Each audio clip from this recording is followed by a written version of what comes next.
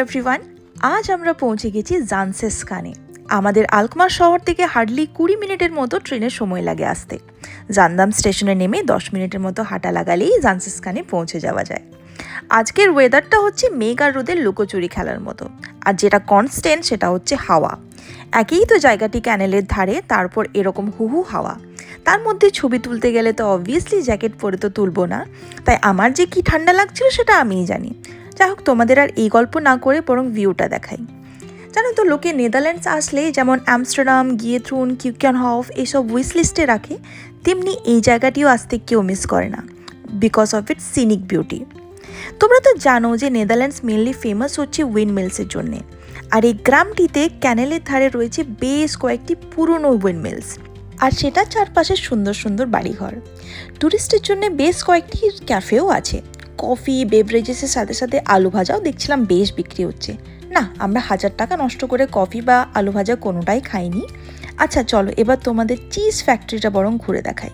ঢুকেই মনে হলো যেন ফার্মে ঢুকে পড়লাম। আর এখানে দেখো, ভিডিওর মাধ্যমে চিজ কীভাবে বানানো হয় সেটা দেখানো হচ্ছে।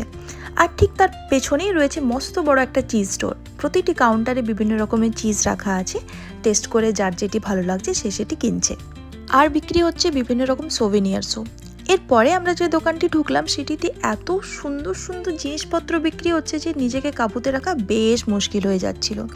যতক্ষণ দোকানের মধ্যে থাকছিলাম ততক্ষণ তো ঠিক, আর যেই বাইরে বেরোচ্ছি সেই ঠান্ডায় পুরো শিউরে উঠছি। না, অনেক ঢং করে করে ছবি তোলা হয়েছে, আর আমি ঠান্ডা সহ্য করতে পারছি না। দাঁড়াও, আগে জ্যাকেটটা পরি, তারপর বাকিটা ঘুরে দেখবো। Now I am feeling better. আচ্ছা, এবার দেখো, এখানে মস্ত বড় বড় জুতো রাখা, যেখানে লোকজন গিয়ে গিয়ে ছবিও তুলছে। নেদারল্যান্ডস কাঠের জুতোর জন্য ফেমাস, কিন্তু কেন সেটা পরে কোনো একটা দিন বলবো। তোমাদের আগে চলো কাঠের জুতোর ফ্যাক্টরিটা ঘুরে দেখাই। এটা জুতোর ফ্যাক্টরির সাথে সাথে ছোট একটা মিউজিয়ামও বলা যেতে পারে। আগে মানুষ কিরম জুতো পরতো, কিরম ডিজাইনের পরতো, বিভিন্ন চামড়ার জুতো, কাঠের উপর নকশা করা জুতো সব সারি সারি দিয়ে রাখা।